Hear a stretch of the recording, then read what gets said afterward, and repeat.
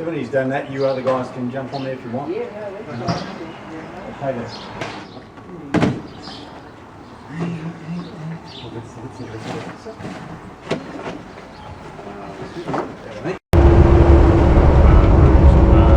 So you can see a boat working out there on the mussel farm. A couple of boats out there. Golden Bay is one of the places where they catch a lot of spat or baby mussels for the big industry in Marlborough.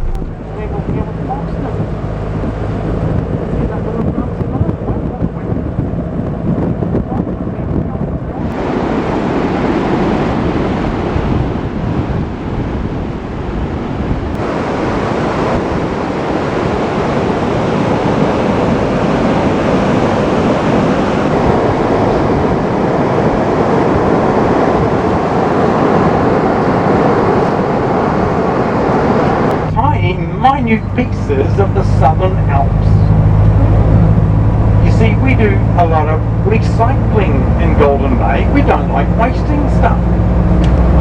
Southern Alps has all been recycled. It's a great big sandbar built up around Golden Bay to protect it. Nothing to do with us, it's a natural feature. As the glaciers melt the snow, that rain falls down the west coast. You've probably seen the rivers down there, they're roaring down. Short distance between the top of the mountains and the sea down there, and the rivers get moving, the rocks are rumbling and tumbling down, breaking up into smaller pieces as they go. Stones on the west coast beaches, but all that sand will get swept north by the Westland Current. The Westland Current is part of the East Australian Current. Very warm water. Comes down from the Pacific Islands, down the eastern side of Australia, runs into the cold Antarctic current, that's all that's cold, sweeps north up the side of the South Island, picking up everything coming out of the rivers, comes up here, round through Cook Strait, that's why the spit curves around, leaves some of the sand behind, and there's another swirl going around inside Tasman and Golden Bay's coming back out, pushing from the inside, another one going around the lower North Island, the Taranaki Bight, coming back in through Cook Strait again. So everything works together to leave sand behind on the end of the island.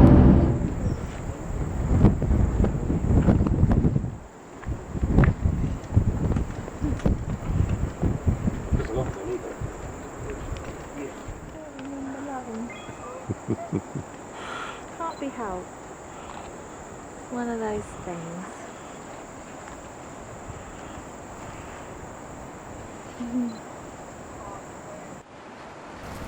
Again, it's another day where we're trying to take it all in, and it's not very easy because there's just so much to see. It's like an overwhelming bashing of your senses, but amazing. It is very beautiful. I mean, this is like an oasis. That's We're about, what was it, many miles? Well, like 22 miles out in the Tasman Sea.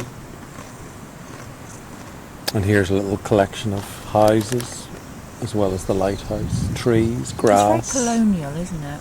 Yeah. What was amazing was obviously nobody can really come onto Farewell Spit.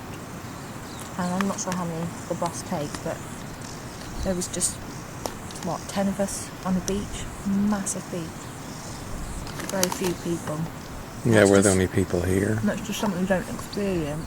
Farewell Spit Beach is to die for. It's clear, blue waters, sandy, golden beaches. Very tranquil.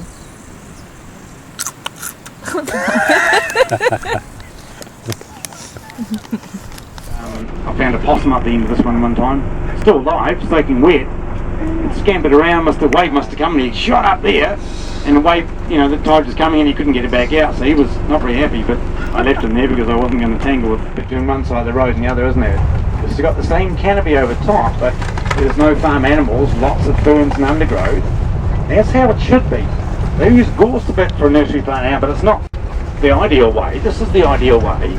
Carnauba up, understory, then big forest trees like Remu can come up through.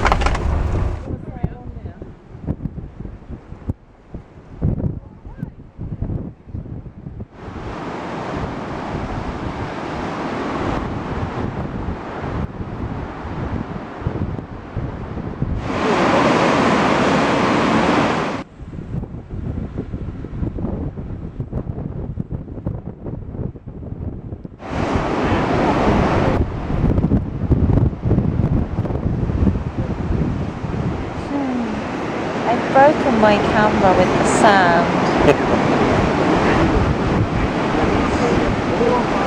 Yeah, farewell spit's a bit like a sandstorm, isn't it?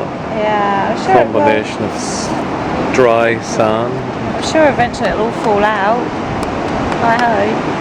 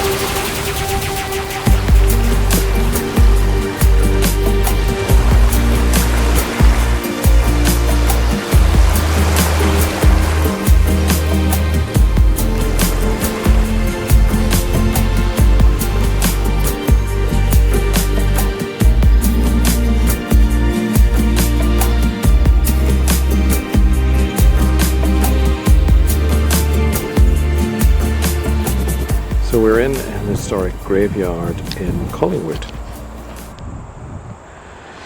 and the graveyard contains early settlers. Some of them, a lot of them drowned actually, and some infant mortalities.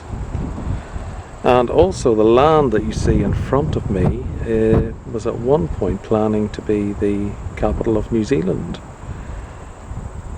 This was the plan that was drawn up in London for a layout for a city.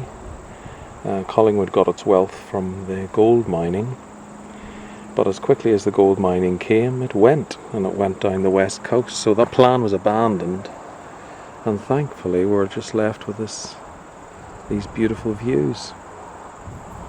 No city, and Wellington was chosen for the nation's capital.